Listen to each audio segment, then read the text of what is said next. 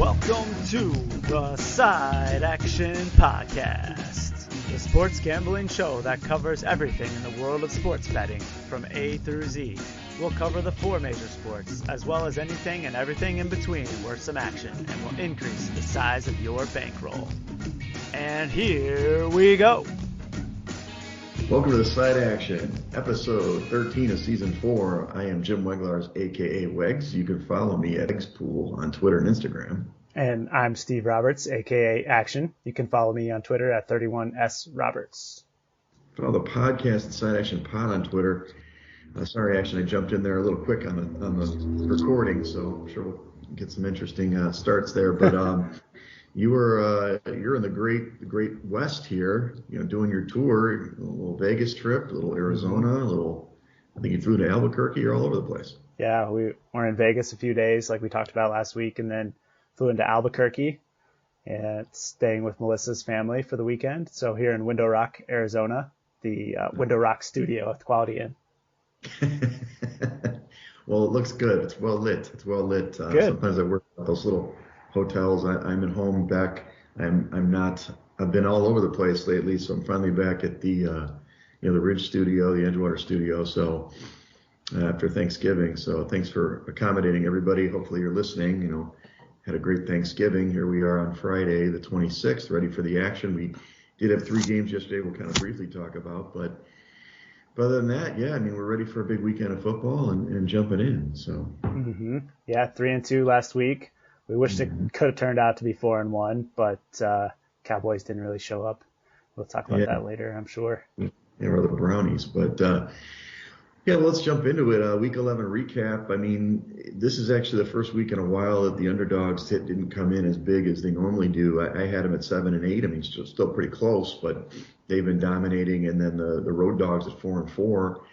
Still the unders, though, Action. The unders are just dominating. 10 and 5 last week again. That's and it continued like yesterday, actually on Thanksgiving. Yeah. The one I bet on, unfortunately. And then road teams 7 and 8 against the spread last week. So a little bit of a correction, I guess, if you could say that, against the teams and the underdogs. But the unders are still dominating. And then I had 3 games this week that actually were affected by the spread, which is a little more than we've seen week over week. It's usually like somewhere in that range, 17% or something. But 3 out of 15 games is more than normal, at least when I've been tracking. Sure. Yeah. Bounce back week for the favorites across the board. Well, not across the board. I guess it was relatively split. And you saw some of the home teams playing well last weekend as well. That's right. Well, let's talk about some highs from last week. Your team, we picked this game, so we're on the right side. The Colts just went to the Bills and just dominated that team. They ran the ball over them. Jonathan Taylor, monster game, 185 yards, I think, on the ground. They had 264 in the game. Wentz didn't have to do much. And now Jonathan Taylor is a league candidate for the MVP, isn't he? Yeah, it's crazy how he thrust himself into that race after a couple of monster performances. 5 touchdowns too. I read that he was in the top 3 or 4 of fantasy football weekends in all time. So that's an impressive day, especially against what was a pretty vaunted rushing defense by the Bills. We talked about them, obviously, they're not on our lows, but the Bills just haven't played that great a competition so far. They looked good last night, and since we're taping this after the Thursday night games, they played pretty good last night. They actually ran the ball last night against the Saints, but the Colts, we talked about it. They unfortunately their schedule doesn't get any easier. They play Tampa this week, but they've turned the corner. We'll see if they can keep riding that tidal wave into the playoffs. Another high was the Chiefs D. We talked about this. You mentioned Dallas didn't come in through for us. They couldn't get a score late. They were in the red zone multiple times, only got field goals. But the Chiefs held them to only 3 field goals in the game. I put free throws in the note. But, Dallas had scored 2 or more touchdowns in every single game this year, and they just really were shut out of the end zone. And the Chiefs defense looked great. I'm not sure if it was more of a Cowboys thing or a Chiefs thing, but we've noticed this over the last several weeks that the Chiefs are playing better D. Yeah, they certainly are. They held the Cowboys to 4.3 yards per play. And as you mentioned, only 3 field goals. Really very surprising performance. I think it's probably a little bit of both Yeah, the Chiefs defense that played better than expected, and then the Cowboys offense just didn't look as good as expected. They, of course, were without Amari Cooper on the offensive side of the ball, too.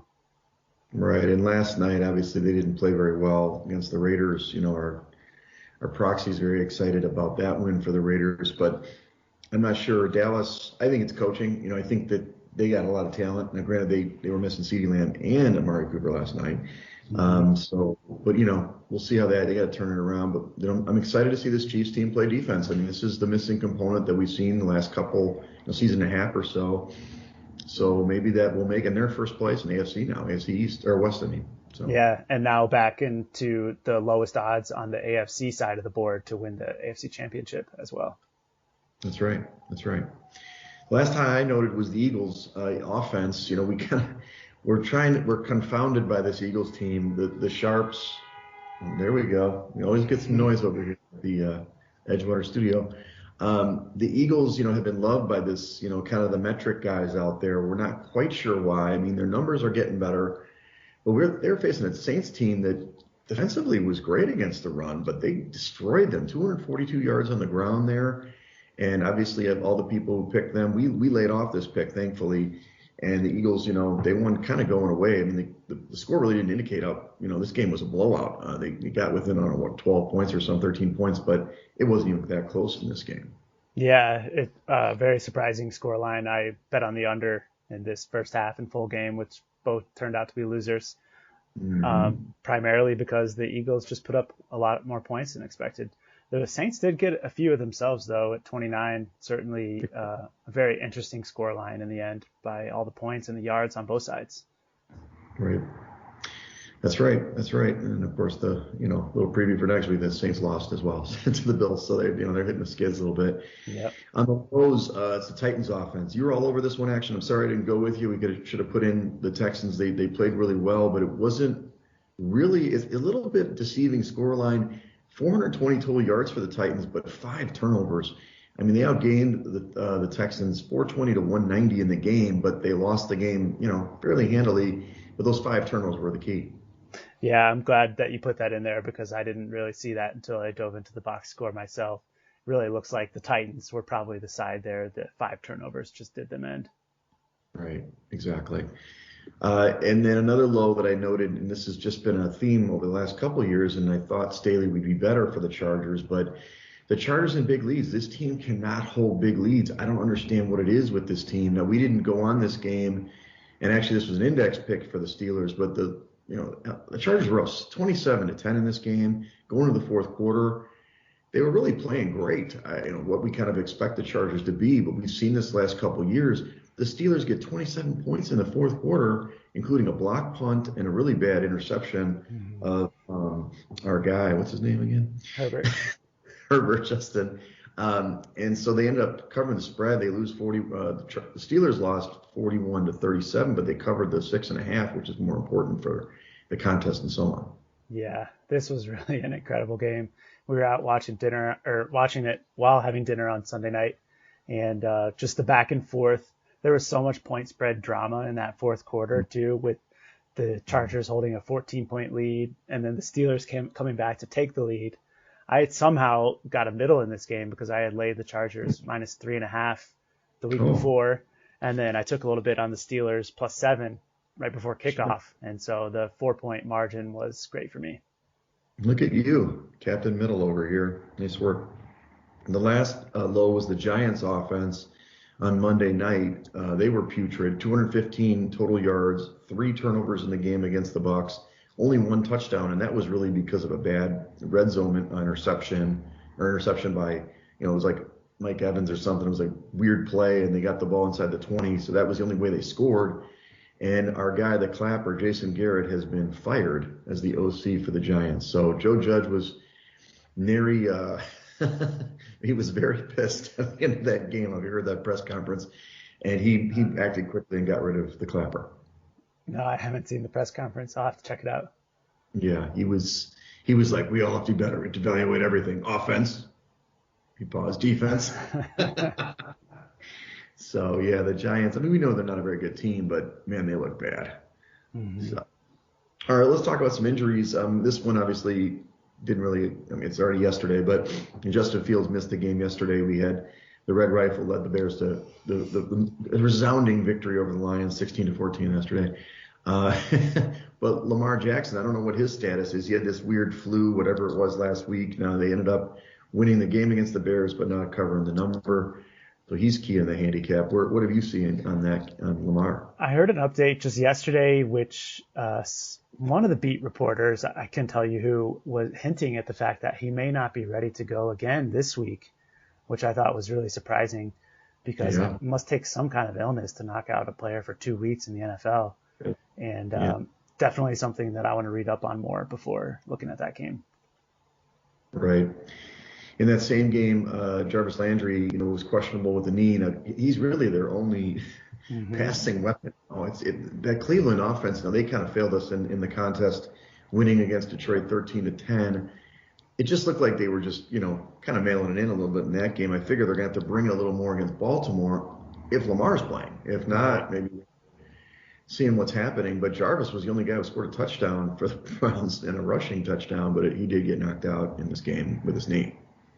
Yeah, Jarvis is definitely key to that offense along with Nick Chubb. But against the Ravens, you're not sure that the Browns will be able to have that much success on the ground. So Jarvis could become even more of an important factor. Right. A couple big injuries. We'll talk about this later in the handicaps. Green Bay's taking on the Rams this week.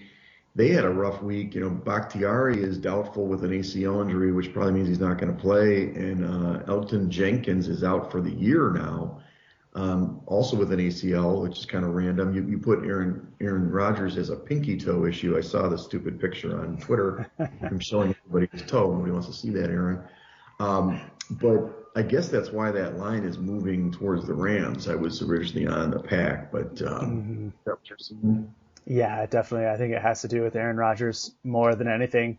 I think it's pretty clear he's going to play, but was hobbled last week, evidently, and it looks like he's still going to be dealing with this toe injury. And Aaron Jones is still out, too. Remember, we talked about that last week. He's obviously a key component of their offense, too. I mean, they still scored a lot of points against Minnesota, even with the hobbled Rodgers, but we'll see.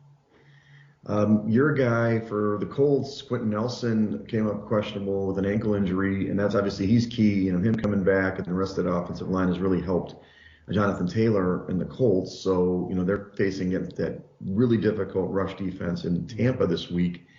Have you seen any new reports on Nelson? No, same as you've written here. Questionable was the latest I've seen, so certainly something to watch. Okay. A couple other ones for the Chargers. I watched that Monday night. Asante Samuel Jr. is questionable with a concussion, and he obviously was getting picked on in that game a little bit. Leonard Floyd is also out of the concussion or in the concussion protocol for the Rams in that Rams Packers game.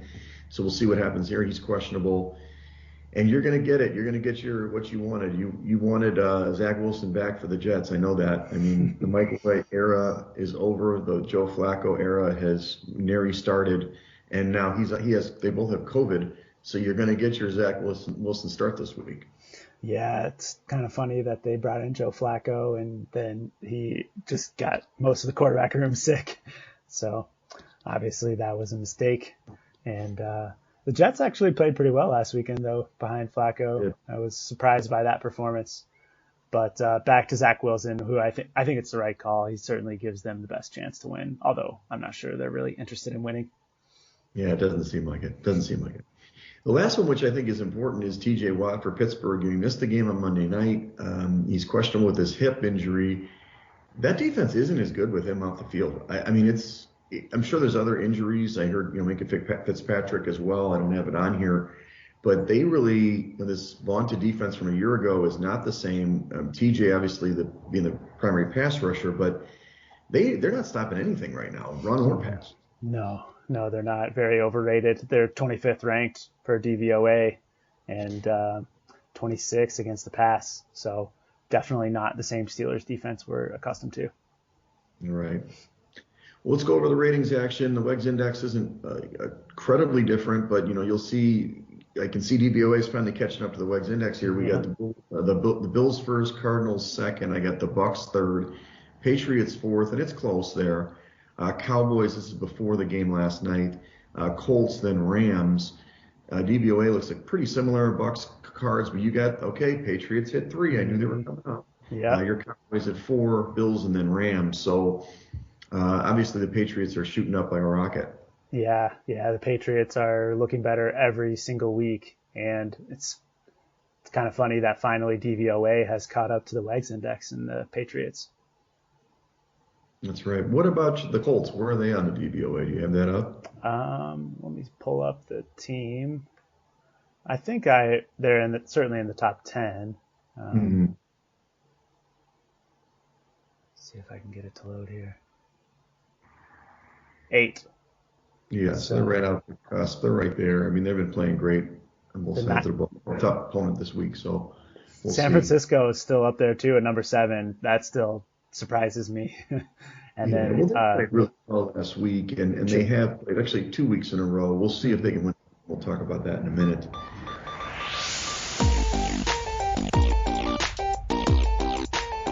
Well, let's go over the lines for Circa. They came out yesterday. We're taping a little bit later than normal because of the holiday. So I don't know if we'll skip the first 3 games. You want to talk about these? I kind of mentioned a little bit on these first 3 games. You want to talk about them at all? No, I don't really think there's much to say. The Bears got their win. The Lions lost again.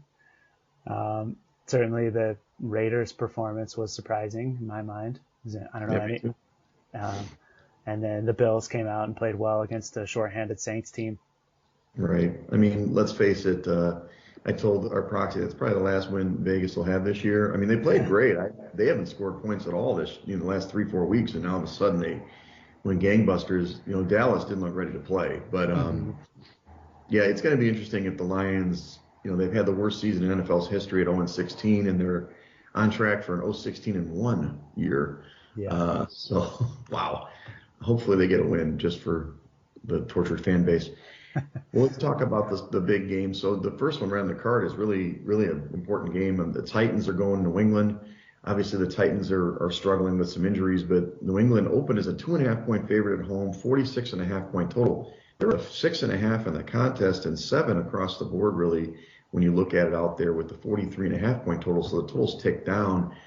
This is probably right. I mean, I have them. I do like New England in this game only because I look at I got them as an 8-point favorite. I'm interested to hear what you have to think. It looks like Circa's taking a stand that the Titans will get bet, or maybe they'll keep them off the 7. Is that what you're thinking with this line?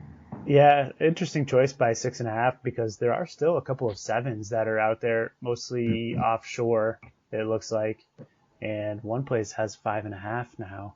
So, I mean, it's tough. It's a tough game because on one hand, the Patriots are playing really well, but you also have a Patriots offense who isn't really prolific in putting up tons of points either. So It's really hard to think that they're going to cover such a large number on a pretty, at a 53% basis. And so I do like the Patriots too, but I think it's just really tough to lay that number of points in this game. Tennessee and Vrabel has also had Belichick's number the last 2 meetings. They've covered twice and won as underdogs. So what's your thought? Well, a couple of things I wanted to bring up on the podcast. I've heard, listen to VSiN regularly. I don't know if it's Applebaum or one of these guys, one of these metrics guys, has been talking about this trend this year on when you have a team that didn't cover the spread against a team that did. The team that didn't cover the spread wins at like a 70% clip on that following week. Yeah. This is one of those matchups. Certainly the metrics tell me that the Patriots are the better team. This is an appropriate line, if not short. I agree with you. I mean, we've kind of talked, I know you love Mac Jones. I think he's playing great for a rookie, but he's not doing much. This defense is scoring a defensive score every week. I mean, it's boosting their metrics, especially on the point scoring side. So at some point they're going to hit a dud, and I don't know. I mean, the Titans defense has actually played pretty well of late. So I think this, the total going down is indicative to me that yes, it's going to be a lower scoring game. So using the old, conjuring action from past seasons, 6.5, 7 points, pretty big spread for a low total game. I'd probably stay away, even though the metrics tell me to take the Patriots. Yeah. I'm just not so sure on the other side that Tennessee is going to be able to score much, if at all, against the New England defense. They're now Right. second ranked in DVOA, and we've seen the last several weeks that Tennessee can't do anything on offense without Derrick Henry and Julio Jones. Right. Right. Agreed. Agreed. Well, for now, let's pass. Maybe we can talk myself back into New England, which I have them as a pick. So I mean, it's kind of one of these things, you know. That's fair. Pick, I think we should highlight New England in yellow, to be honest with you. yeah. I mean, something we could dig into a little bit more, see if they have some sort of matchups on that offensive side. Right. Right. Because now we only have 12 games to pick from, right? So we've got to Yep. pick 5 at 12. Okay. So the next game is humdinger. It's your Jets going to Houston. Houston getting their big win. Tyrod Taylor. I mean, the guy's what 2-2, or maybe because he's 2-3 as a starter now. Oh, 2-2, I think, as a starter. Sounds right. Yeah. So Houston open as a 3-point favorite at home, 46.5-point total. In the contest, it's 2.5, 44.5-point total.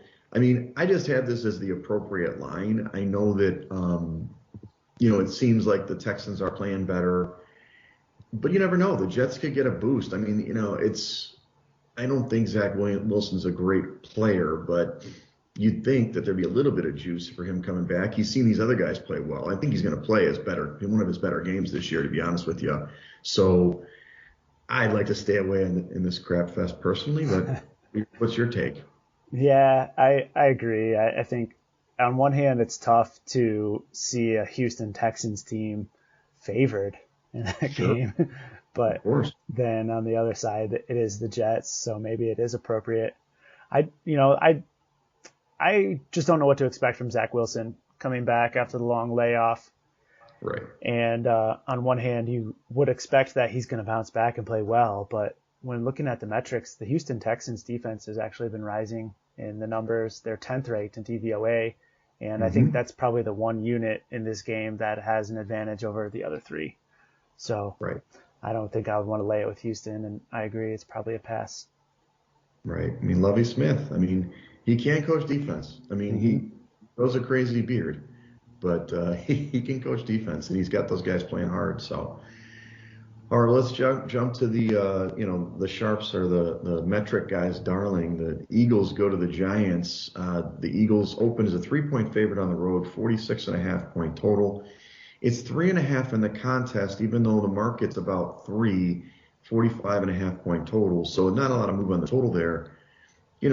At first blush, you got to take the Eagles, right? Because they've been playing great. But this is a divisional matchup. That hook, the number's a bad number.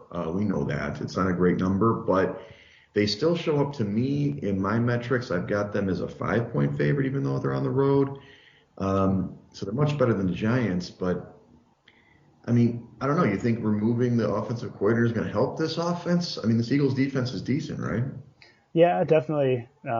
Philly, top half, 18 ranked Mm-hmm. defensively. I do think, though, that firing Jason Garrett ultimately is going to be a good thing for the Giants. Sure. Freddie Kitchens is now coming in to call plays, and Okay. we saw how successful they were when he coached the Browns several years ago. And I think Yep. that he's going to bring in a little bit of tricks to this offense, which might actually give them a boost this weekend. So Okay. I'm kind of following in line with you. I think that there's some value on the Giants, especially at this number. It's also going to be a very contrarian play. You've got the Eagles that are high flying, and we see money come in on them every week. So I think the Giants are going to be pretty low picked. Yeah, and another one of those matchups that, the Eagles covered, the Giants didn't. Hmm. This is Hmm. 70% whatever. I don't like to chase these kind of crazy trends, but I thought about it this week. I was looking at some of these matchups. So Yeah. we can put yellow on the Giants. And I was going to add too, Saquon Barkley obviously still coming back from that injury, and I think he had like 10 or 12 carries last week, partly due to the game script. But you've got to figure he's going to continue getting healthy every week.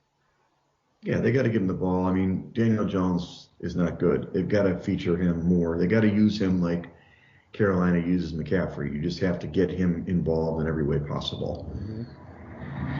Okay, well, here's a big matchup in the 1 o'clock window. This is Tampa going to the Colts. Tampa opened as a 3-point favorite on the road, 52-point total. Really hasn't moved from their contest and across. It's still 3 all across the board in the contest, and it's up to between 52.5, 53-point total. So it's ticking up a little bit.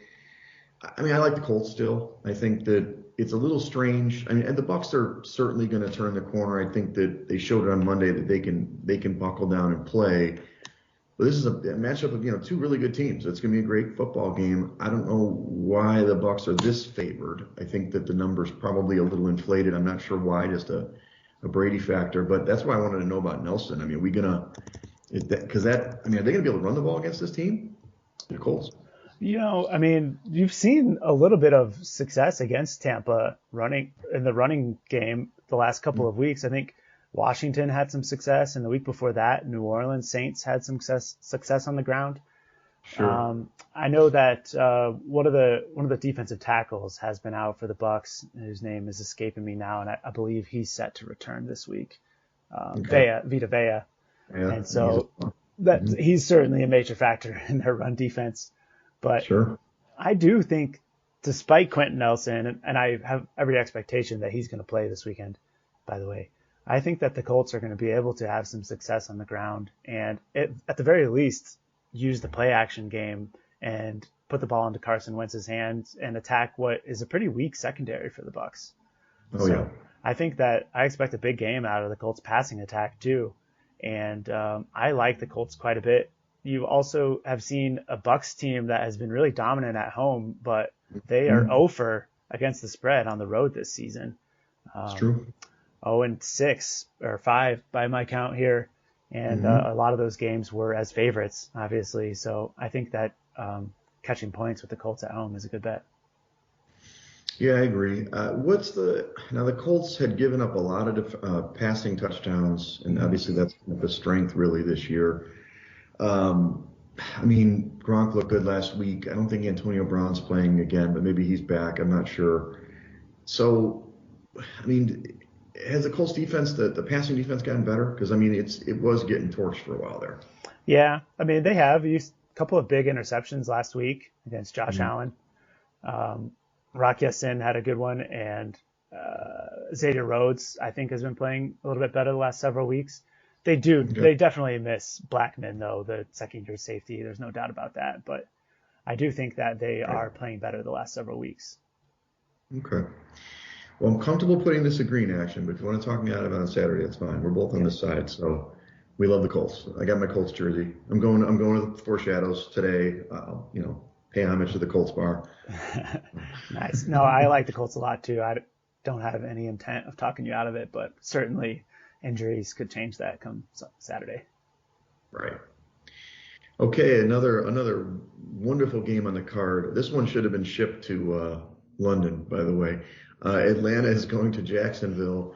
It opened as a pick, 48-point total, and it's really still at a pick in the contest. But you're looking at 2.5 for Atlanta on the road here, 46-point total roughly. It's gone down. So what's going on? What's driving this number? Because I do have the Jags actually better in the index, not by much. I mean, they're very close. So what's making this number go from the pick to 2.5? I think I saw at Rivers it's 1.5 this morning. So there's some love, obviously going on Atlanta. What's the story? I think it's Cordarrelle Patterson. Okay. He didn't play last week on Thursday night against the Patriots, and it was pretty evident that the Falcons missed him offensively because that allowed Belichick and the defense just to focus on Pitts, and that was all she wrote. And with Patterson in the lineup, he has been extremely dynamic, both running and catching the ball out of the backfield. And I think if he's in the lineup, it really gives the Falcons offense another edge, especially against the Jaguars. And I'm guessing that's the major move in the number. Huh. Do you really think he's worth like 1.5 to 2 points? Yeah. So at least this season and on this football team, definitely. So you think there's value in Atlanta? I do. Yeah, I like the Falcons a lot in this game. I think their offense is set up to have some success against the Jaguars. We can put it as a yellow. I don't know if you can talk me in. Okay. These bad teams. I know the road teams have been dominating, so that kind of is the only reason why I'm gravitating toward it. But Jacksonville's played good the last 3 weeks. They're playing pretty good. I mean, They're not getting torched anymore. They're playing better defense. I think they've kind of controlled the offense a little more. They're competitive, but I hear you. The Niners put a hurting on them last weekend, but a couple weeks before that, they did play tough. Yeah, last week was the Niners, that was their coming out party. But I mean, they're a much better team than Atlanta, I think. Okay. Okay, so next game, Carolina, Miami. Miami's riding a winning streak here, but they're at home hosting Carolina. Carolina opened as a 1-point favorite on the road, 44-point total. It's 2 points in the contest, anywhere between 1.5 and 2 on the market, 42.5-point total, so it's ticked down. This is going to be a slugfest. You know, Cam Newton did play pretty good last week against Washington, even though they lost. I'd be on Carolina here. I know I don't like the 2. I like the 1, but it's really about the same number, right? Action. It's not a big difference there. Not sure about your take on it. Do you think that Miami has an answer for, the run game of Carolina? And obviously they got to score against Carolina's good, off defensive line. Yeah. Yeah. I mean, it's tough in this game because I don't really know what to expect out of Newton. You didn't really see him throw it all that much last week. And Right. I think that the Dolphins coach, as a disciple of Belichick's, will probably take a page out of his defensive playbook and try to find some ways to stop that Carolina running game. Sure. However, though, McCaffrey is obviously a big game changer there. And on the flip side, I agree with you, though. I think that the Carolina defense is set up to have some success against Miami's offense. And to be honest, I don't really have an opinion on this game. I would probably just chalk it up as a stay away. Okay. But if you have some conviction on the Carolina Panthers, you certainly could talk me into it, I would guess. Well, it probably won't be a highly picked game. True. That's true. But to your point, I mean, like, do I trust Carolina more than Atlanta? I do. Yeah. Even though Jacksonville's a dog. I mean, they're not good, right? But I just kind of feel like Miami, even though they played good against Baltimore, I was kind of an outlier. They played good the last 3 games with Tua back, but I don't know if they played anybody, right? They're not playing great teams. I'm not saying Carolina's great, but they're kind of in that middle tier where they're good enough against certain teams. And I do think Cam makes a difference. I just think he gives them that physicality that they can be on offense, especially around the goal line, and a good compliment to McCaffrey, really, because McCaffrey's obviously finesse and speed, and they can run different things with Cam. You're right. He's got to throw the ball better, but I don't know. Do you expect that Cam is going to see some improvement week in and week out over the next several weeks? Improvement. Well, if he faces like a Belichick defense, no, right? If he faces somebody, I just don't think Miami has that kind of defense. They last year were so good at turning the ball over, but they were a bend but not break defense. This year, I mean, they all out blitzed, Lamar Jackson on Thursday night, and that worked. Maybe that can work against Cam. He can't throw the ball. I'm not sure, but I think the weapons that Carolina has on the outside are much better, than the Ravens, for example.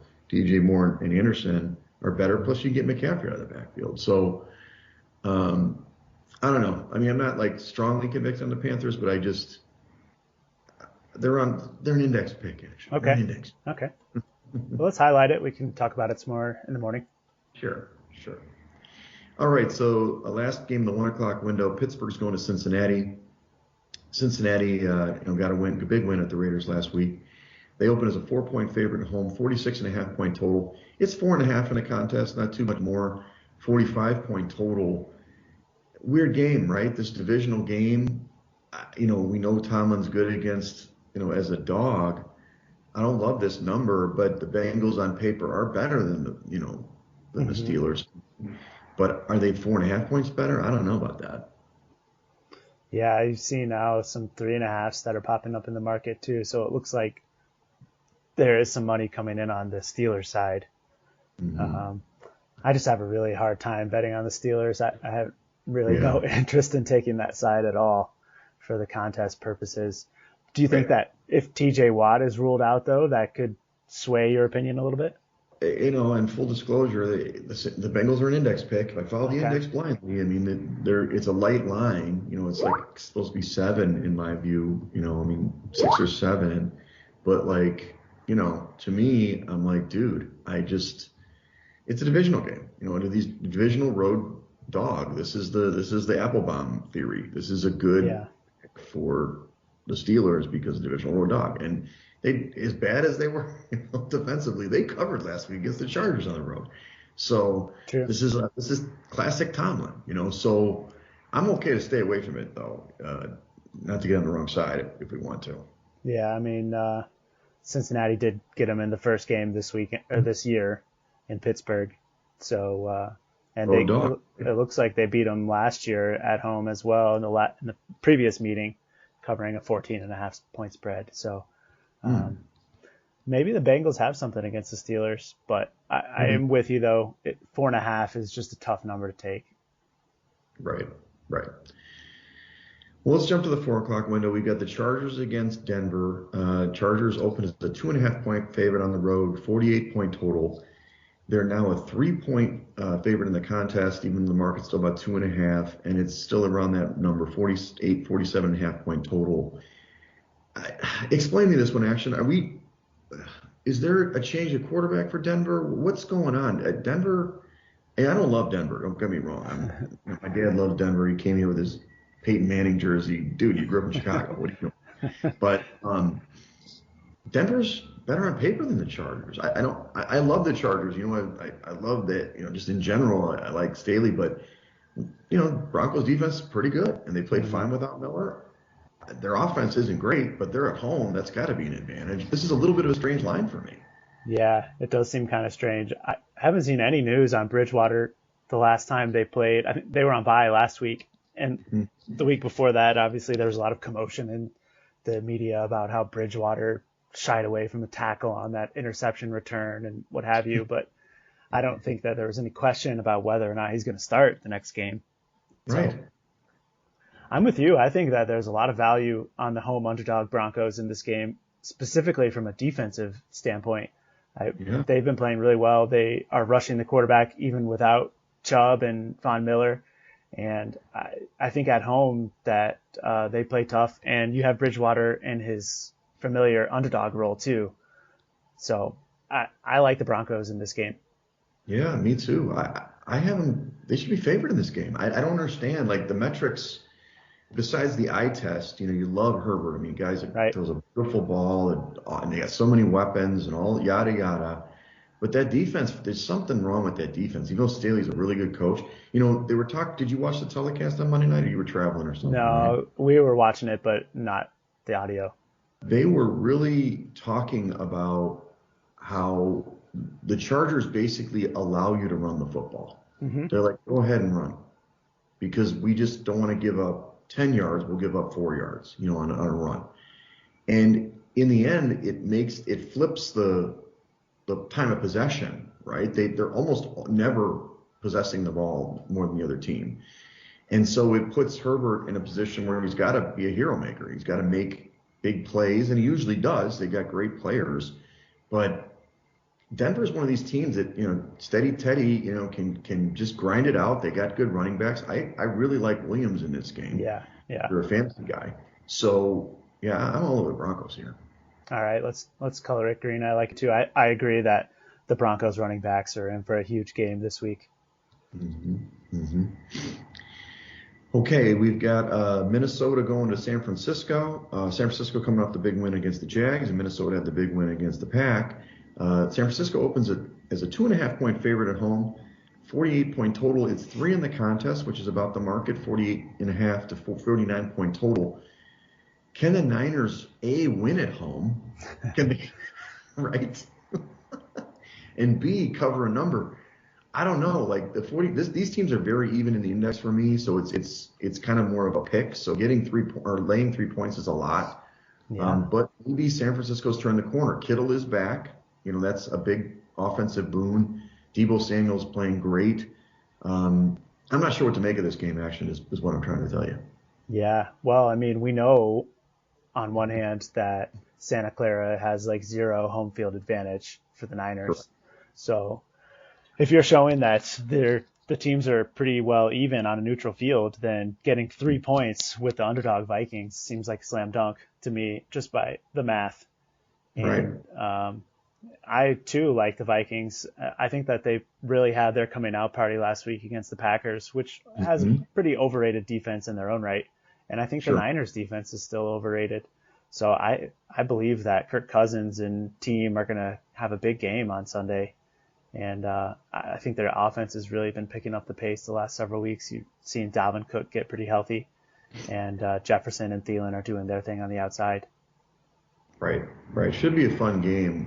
I think both teams will probably score. So I'm surprised this total hasn't ticked up. That key number 49, I mean, that's obviously the Mendoza line, but I kind of see some points in this game. So yeah, I'm okay. Let's put it yellow. I don't know if I'm going all in on the green, but it Okay. seems like it makes sense. I mean, all the typical things we talk about with not just the 49ers, but road teams, road dogs, all this stuff works in our favor.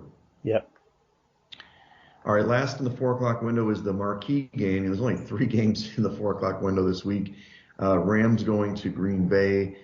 I talked about at the top, Green Bay opens a 1.5 point favorite and, 50-point total. In the contest, it's a pick. On the market, it's 1 to 1.5 for the Rams now. So I'm asking you to make sense of this because, look, I guess in kind of general speaking, last year, with Goff, they were a dog on the road at Green Bay. I mean, the teams were equal. Now you've got Stafford. I don't think Stafford's all that great. Now he's played good against Green Bay in the past, True. especially in Lambeau. But I guess if the bottom line is if Rodgers is hurt, maybe that's the way to go. Then I want to stay away. The Pack always cover at home, dude. I mean, we've talked about this a million times. They always cover at home. Yeah, they do have a good home field advantage there. I was looking back at the head-to-head, and for some reason I thought these teams have played a lot more recently, but the only recent meeting that really means anything was the playoffs last season Right. when Green Bay got the cover, laying 7 points at home. But this is a different Rams team with Stafford at quarterback. You talked about it. He's used to playing in Lambeau Field, and he's certainly a very large step up from what Goff was at the helm of this team. And I think that the Packers defense is supremely overrated, and I think that the Rams are going to be able to get healthy a little bit in this spot. Now, I'm not sure that the running game is necessarily set up to take advantage against the Packers run defense, but Right. Stafford has been really bad the last 2 outings, and I think that they're going to turn it around this week. Okay, so you're following the action. The people are betting on Rams. That number keeps moving their way. Yeah. Ugh, I'm following the move. Good action. I can't do it, bro. Okay. I mean, if Saturday morning we understand that whatever Rodgers is going to be working on one leg, maybe Yeah. because then they get after him.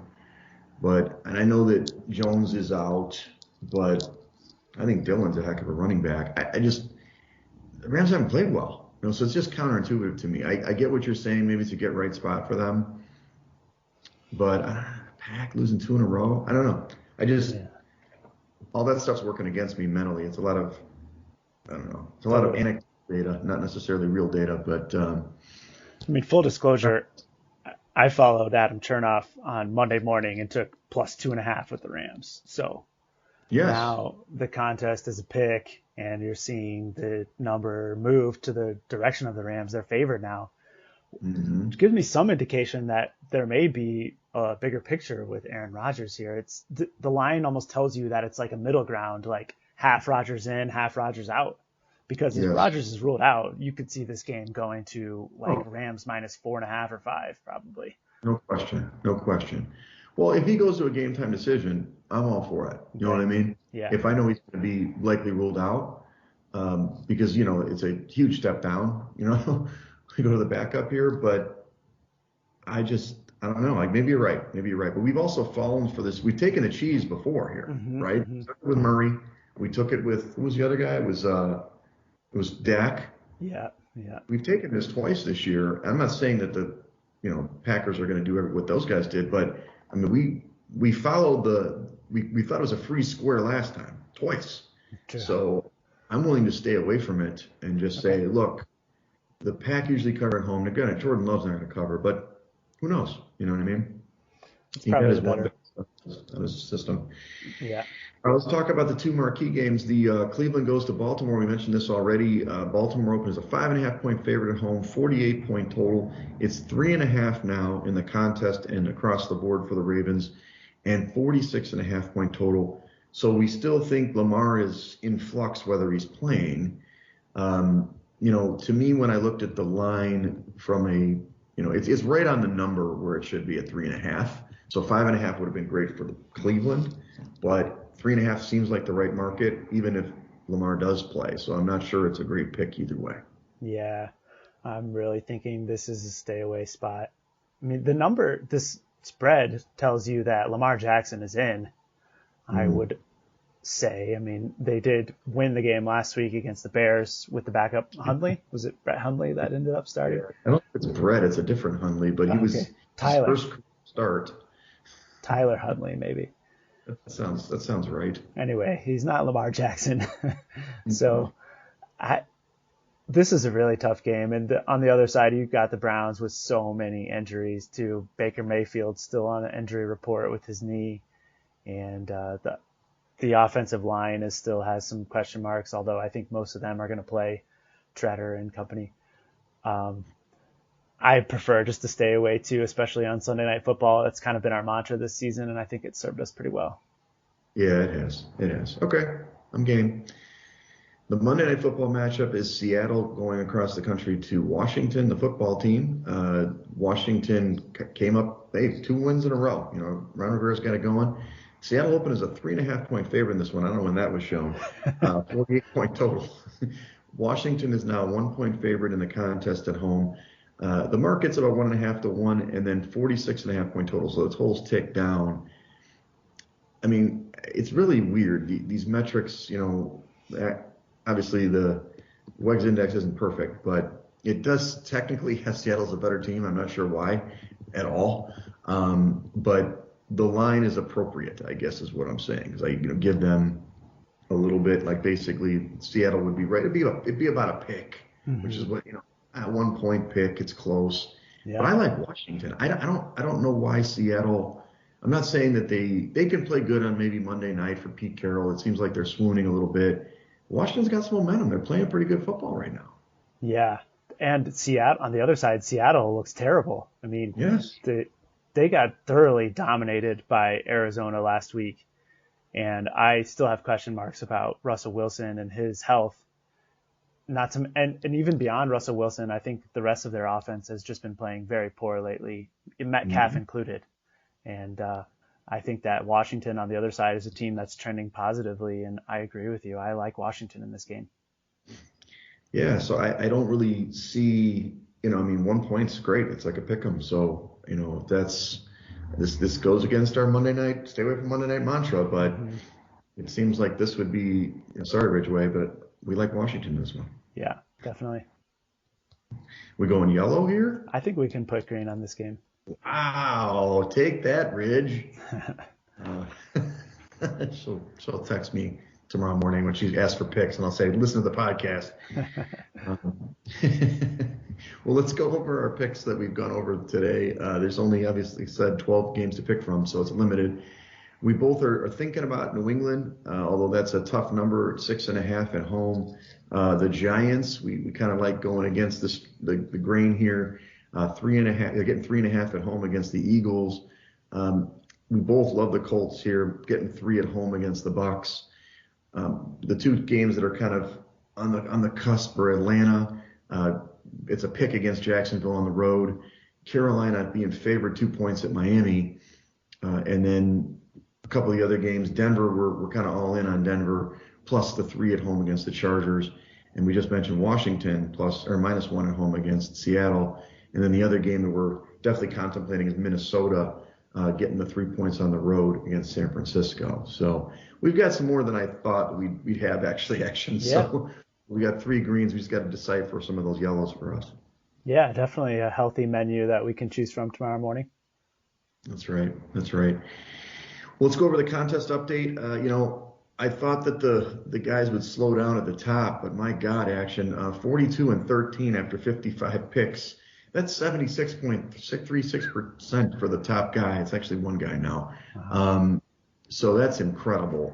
We probably can't catch that guy, but who knows? Yeah. The top 50 is really kicking ass too. They're 37-18 overall, 67%. So that's a little high. I mean, that's higher than last year. These guys are really dominating. I do think there'll be a correction at some point. We're hanging tough with the 3-2 after week 11. That puts us at 52.7%. That's solid. We want to get to 60, but we're still hanging in the middle there. Still like upper third, 1,481st right now. So we've got a couple more weeks in this quarter action, and then, we've got the 5-week quarter to finish out. What are you thinking? I think that we need a 4-1 or 5-0 week here to get us right back on track. We do.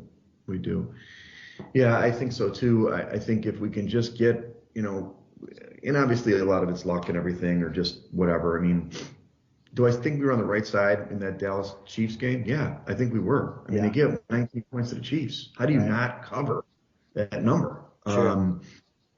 But, they couldn't get the score in Cleveland really. I think Cleveland was the one who let us down this time, which is, come on, Browns. Yeah, they were 13-0 at halftime, and then they just let up in the second half. Yeah, they're like, they can't score. Well, we're cool with this. Well, anyway. All right. Well, enjoy the rest of your trip action. Hopefully you get back safely. Next week we'll have to talk about the schedule because unfortunately, I'm doing not fortunately, I'm going to have a great time, but we're going to Philly for my company party, and nice. I'll be flying out Thursday afternoon and then being busy on Friday. So we got to work out the schedule. So okay.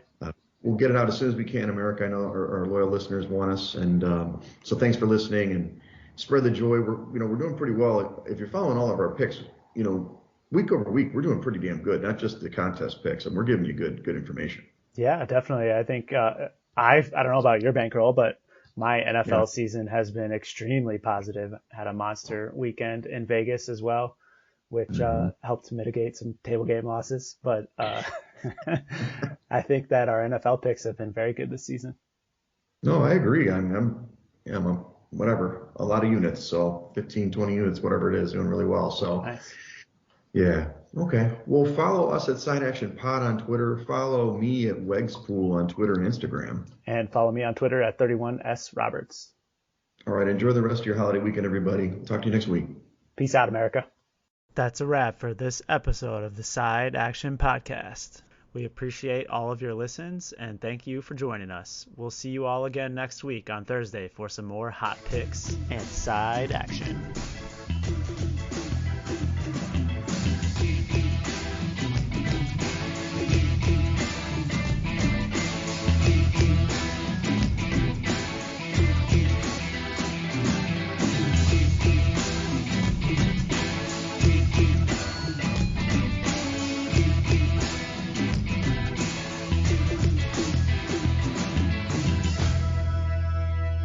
Side Action Podcast, its owners and associates take no responsibility for the opinions or statements made by the show hosts or their guests.